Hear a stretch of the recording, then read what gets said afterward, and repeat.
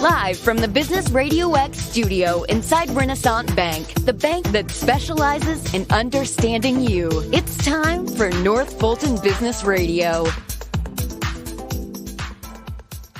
And hello, everyone. Welcome to another edition of North Fulton Business Radio. I'm John Ray, and we are coming to you from the Business RadioX studio inside Renaissance Bank in beautiful Alpharetta. Folks, today you're connected more than ever, whether it's your friends, your family, or your life. Renaissance understands how you bank, offering the mobile banking services that you need. Renaissance also knows that sometimes you need to speak to real people with real answers, and that's why they have almost, over 190 convenient locations throughout the South ready to serve you. For more information, go to renaissancebank.com. Renaissance Bank, understanding you, member FDIC. And of course, we're partial, but we think the location in Windward Parkway and Alpharetta is the best one, but there's 189 other great locations throughout the South, so check them out there. Folks, I want to welcome an old pal, Keith Daniel with Nichols Cauley. He's a CPA with Nichols Cauley. Keith, welcome. Thank you very much, John. Glad to be here. Glad to have you here. So I've already spilled the beans and told everyone you're a CPA, but tell folks a little bit about you and your firm. John, I'm a CPA here in Georgia. I've been licensed for close to 30 years now. I'm a shareholder of Nichols Cauley. Nichols Cauley is a middle market CPA firm here in Atlanta. We actually have 9 offices in Georgia. Firm started out in the 70s in Middle Georgia, and back in the 90s moved and opened an office here in Atlanta, and has since grown quite a bit here in the Atlanta market. But we're now all over Georgia, and we have a new office in Florida. So we're growing and continuing to branch out. Define middle market. That's because everybody's got a different definition of that, right? They do. So for us, a middle market, we obviously started out as a small firm in Middle Georgia, and so grew that. So to me, a middle market is serving companies on the low end, a couple of $1 million a year in revenue, up to I have clients in the $600-700 million range, but all closely held businesses. And the sweet spot for the middle market for us is companies between 20 and maybe $150 million in revenue. And lots of those around in Florida and Georgia. But I'm sure you're like a lot of firms of your description. You have clients really all over the place. It depends on where you get referred in and that kind of thing, right? We do. We have clients in Wisconsin, Maryland, New York. I have a very good client in Boston. Also, we'll be leaving in a week or so to go down to Fort Myers for a client that I have down there that I'm working with. And then I also have a client that's in California. So, even though we're here in Atlanta, we do business all over the country. Awesome. Talk about the verticals that you specialize in, Keith. What are there particular industry verticals that are good sweet spots for you? Yes. I do a lot of work in manufacturing and distribution. Also have quite a few clients in the construction and contracting business, and I have done quite a bit of healthcare in my career. So, and still do quite a bit with physician groups, post-acute rehabilitation, and that kind of thing. We're speaking with Keith Daniel, and Keith is with Nichols Cauley, CPA firm here in the metro Atlanta area. Now, Keith, I'm always interested to hear from CPAs about what they're seeing with their clients. You know, what inferences can you draw about what's going on in the economy from the performance you're seeing from your clients? Because we're in this kind of window of time where it's been good for a long time. And, you know, I think a lot of us wonder how long this is going to last. But what are you seeing out there? Well, you said it right. I mean, times have been really good for the past 10 years. Sure. It's gotten maybe less than that. But right now people are making a lot of money. We're seeing, I have conversations frequently with bankers, and I was meeting not long ago with an asset-based lender. And I told him, I said, I guess you probably feel like the Maytag repairman right now. Right. Just not a lot of people looking for that kind of help. Companies are making money. They have a lot of cash. The big problem is managing cash, managing tax obligations, and just kind of those are the problems that most all of my clients have right now. Right now in this economy, if you're not making money, you're doing something wrong. Sure. So we're just seeing a lot of liquidity. We're also seeing with that, we're seeing a lot of merger and acquisition work, and we do a lot of that buy side and sell side. We're seeing a lot of baby boomers who have decided, hey, I'm going to get out at the top. So they're selling their businesses, and just a lot of activity in that area. I'm glad you brought that up, because I think that's a area that a lot of business owners, they don't really think ahead. Maybe you've got more prescient business owners than other folks do, but I think a lot of them really don't think ahead to that eventual sale and where they're going to end up. Do you see that? I guess number one, and number two is, what do you counsel your business owners that do want to sell? How should they prepare, and when should they start preparing? Well, I don't think our clients are any different than anyone else's. I'd just say that first. I mean, some are better than others. Sure. Some people have a high level of situational awareness about themselves and their businesses and where they are and what they should be doing. We try to counsel people that, every situation's different. But for the people that are in the right spot at the right time, we try to make them aware of the fact that, hey, look, now's the time. If you've thought of exiting the business, you need to start doing the things that necessary to do that. And so, in my mind, those things are: get your house in order financially, make sure your books and records are correct, straight, they're all current, taxes have been filed. And we try to encourage our clients to, the ones where it's appropriate, to go ahead and have reviewed or audited financial statements in hand, maybe have a business valuation done to understand what the value of your business is, so that you can begin to develop some sense of where you're going to be when you exit. I have a couple of partners in the firm that do a lot of M&A. So we're also looking at the tax side of those exit strategies and trying to help develop a strategy for exiting that is very grounded in terms of having a sound tax strategy for that. And in terms of an audit, in terms of evaluation, how far ahead of a sale should that occur? You certainly don't want to do that the year before, right? I mean, I would think you'd want to have a little more runway. Like on evaluation, wouldn't you want to have some idea of not just the value of the business, perceived value of the business, but what evaluation would tell you about that business, but maybe where some of the weak spots in that valuation are in terms of what that reveals about your business, right? Sure. So, I mean, we obviously, if you have the luxury of time, we would tell somebody that it would be great if you had three years of audits in hand, or reviews, whatever the case may be, what's most appropriate for the business owner. That's in a perfect world, you'd want to have that. But certainly as you're going through that process, part of that is to identify any kind of enterprise risk that you might have that would affect your valuation. So that's something else that our firm is involved in.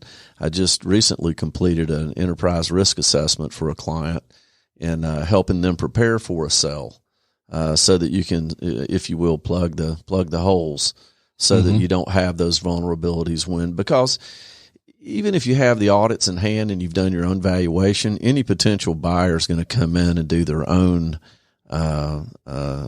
quality of earnings review, and then they're going to also want to have their own valuation analyst. At a minimum, they're going to review the valuation we've done and try to critique the assumptions made in that valuation if they don't do their own valuation. So certainly you would want to coach them up on where they have some vulnerabilities and where they're likely to get adjusted, if you will, for any weaknesses that they have in their business. So, yeah, that's just part of it. Yeah, if you give the buyer of a business any daylight at all to try to knock down the price, they'll take it, right? Exactly. Yeah. Exactly. So that's kind of what that's all about. Enterprise risk assessments are something that a lot of people do not think about. They're very valuable. We do a lot of that kind of work as well, and that can be very useful when trying to identify those weaknesses. And better to get that done ahead of time. We've already said that, but let's say it again, right? Absolutely. Talk about, I'm just interested, because CPAs, I think, see just a little bit of everything, it seems like, and particularly a guy like you've been around the block, seen a lot of different companies, a lot of different situations. Give me a couple of examples of some interesting engagements, companies, stories you'd like to tell about your career, folks you've worked with. I have, yes, when you've been around as long as I have, you've seen some different things. I have been involved in all sorts of international initiatives.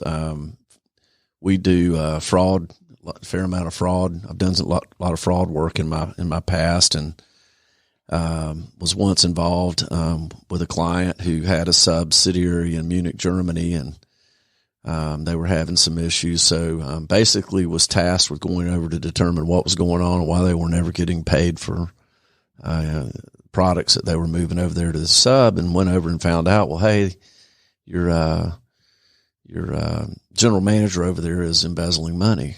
Oh, lovely. Yeah, great. So was over there, determined that this was going on. So they asked me to go back and begin a fraud investigation, and found out that long and short of it was the guy had embezzled somewhere north of about $3 million and had ruined their business.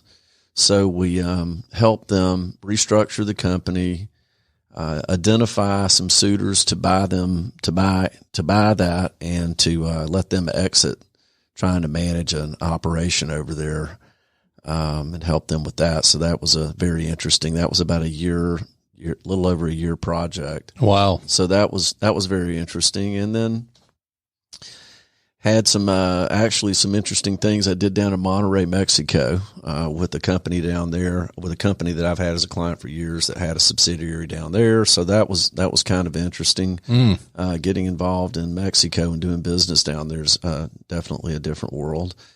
And then just here locally, a few years ago, helped a client that was in the construction industry work on a brand initiative, which you would have never thought that a CPA would be involved in. And the long and short of that was it led to me helping them negotiate a contract with Fox to produce a reality show. Wow. Did that with Tim Tebow and Mike Holmes. So that was kind of interesting. Took a direction I would have never expected.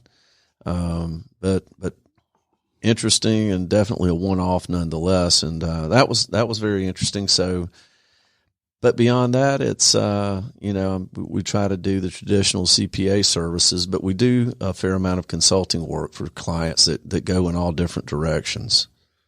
Those are just a few of the things I've done that have been a little bit unique. Folks, we're speaking with Keith Daniel, CPA, and sounds like part-time branding guy from Nichols, Cauley. That's awesome. And what that says is you're a trusted advisor to your clients, right? That's right. And really that's what it's all about for us. And that's what clients are looking for. Anyone can do an audit. Sure. Anyone can, well, not anyone, but a lot of firms can do audits. Yeah. A lot of firms can do tax returns. But John, you said it right. I mean, what clients and business owners are looking for is they're looking for someone that they can trust.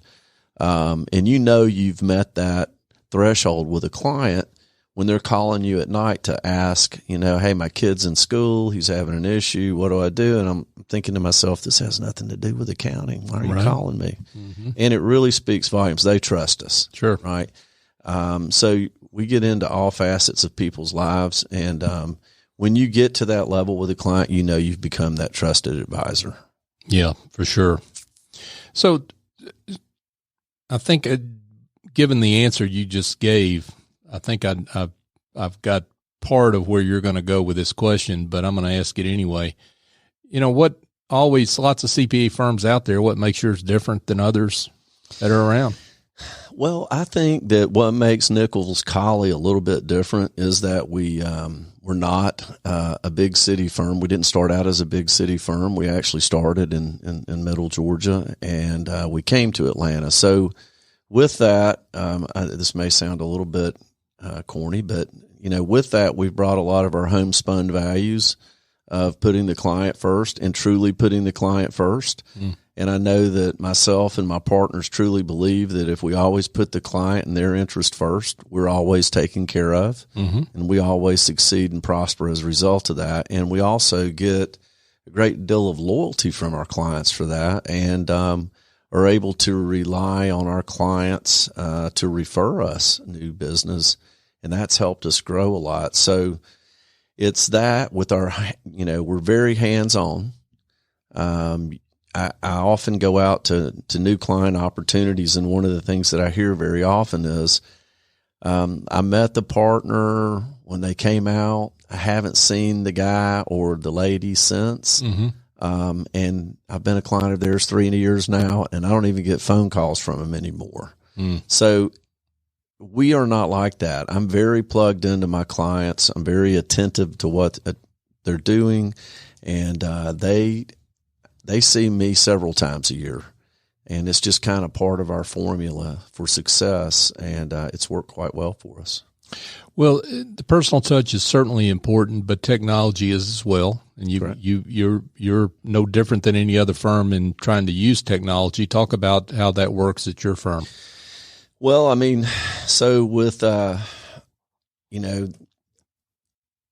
we have all of the audit software and all of the data transmission technology that all the other firms have, but more and more being able to use client portals to securely transmit data, especially in the world where you've got a lot of the identity theft going on, to be able to take advantage of that, because we do have 9 offices here in Georgia, and we do share resources across those offices, being able to, cloud host data so that anybody in our firm, no matter where they're at or no matter if they're at a client office, can access that data. And whether they're working from home or a client office or where that might be, being able to use that or access that data so they can do their job day to day, that's critical. And then also being able to share data and being able to go in and via remote access, look at what's going on with our client inside their system. Web portals, that kind of thing. And with the advent of the big data and that kind of thing, and data analytics, we're getting more and more into that because we do a lot of work in the banking community. I don't myself, but some of my partners are very involved in bank audits, BSA work, internal audit, and that kind of thing. So the data analytics and being able to use that technology effectively in the audit realm has become more and more important. So we've invested in that and invest in the training on how to optimize our use for that. So it's been important, and it's going to continue to be important to keep ourselves competitive. Keith, talk about some of the challenges that you're facing in this business environment. What does that look like for your firm? It looks like it does for every other firm, from what I understand from other firms. I mean, it's, we're in a booming economy. Unemployment's low. Skilled labor is extremely hard to come by. So there's a constant battle for, top quality employees. And so that is really one of the biggest struggles that we and I think all other firms face, and that is just the battle for talent. And then to retain them, keep them happy. This generation that we're seeing come out of college in the last, 5-10 years, they're transient. It's no longer that mentality of I want to go somewhere and spend my career there. It's they come in, they're there 3, 4, 5 years, and they're already thinking about, hey, what's next? So, not only recruiting that talent, but retaining it is becoming tougher and tougher. Talk about the growth side. Let's get to the positive side. Opportunities you've got for growth over the coming years. Well, as long as the economy holds up, new business is not a problem. Today, one of the things I battle, and I know my partners and I have discussions about this, but in my mind, it's not so much about getting a new business, but it's about getting the business you want. Not all opportunities are really opportunities. So I think that you have to try to qualify some of these clients on the front end and be very careful about who you take. I talk all the time to people about, a firm is like your body. If you put junk food in your mouth, you're not healthy. And if you put bad clients into your firm, eventually your firm will not be healthy. So I think that you have to be very careful about who you commit to because we have limited resources. Right. And we have to, be careful about who we bring in because you make a commitment when you bring on a client. And once you've dedicated those resources, you can't take those and put them somewhere else. So all firms are limited by the people they have, and we're constrained by the people that we can get because of the competitive market. So there's more business out there than there are good quality people. So you just have to be very careful about who you take on from a new client perspective. We're speaking with Keith Daniel, and Keith is a CPA with Nichols Cauley. Keith, this has been great. Really appreciate you being with us. For those that would like more information, would like to be in touch with you, tell them how they can do that. Well, you can call Nichols Cauley at 800-823-0117, or you can reach us on the web at www.nicholscauley.com. And we again have offices we have 3 offices here in Atlanta: Peachtree Corners, Kennesaw, and Canton, Georgia. Those are where our 3 offices in Atlanta are at. And then we have offices in Dublin, Warner Robins, Dalton. Wow. And again, we have one in Wildwood, Florida. So awesome. We're around. Awesome. Sounds great. Keith Daniel with Nichols Cauley. Thanks for being with us. Thank you, John. I appreciate it. It's fun. Yeah, it's a pleasure to have you. Folks, just a reminder, you can listen to this show on demand on your favorite podcast app. That might be Apple Podcasts, Google Podcasts, Stitcher, TuneIn, Spotify, iHeartRadio. You can even listen to us on YouTube. Just search North Fulton Business Radio, and you will find us. I have yet to be stumped by a podcast app where folks couldn't find us. So check us out there. You can also go to northfultonbusinessradio.com. Check out our archive of shows. We're coming up on show number 200. We're going to be celebrating here sometime in early 2020 with that milestone. And a lot of great guests, great business leaders in this community like Keith that we've had the honor of interviewing. So check that out. And also connect with us on social media. That's North Fulton BRX on LinkedIn, on Twitter, and on Facebook. So check us out there. So for my guest, Keith Daniel, I'm John Ray. Join us next time here on North Fulton Business Radio.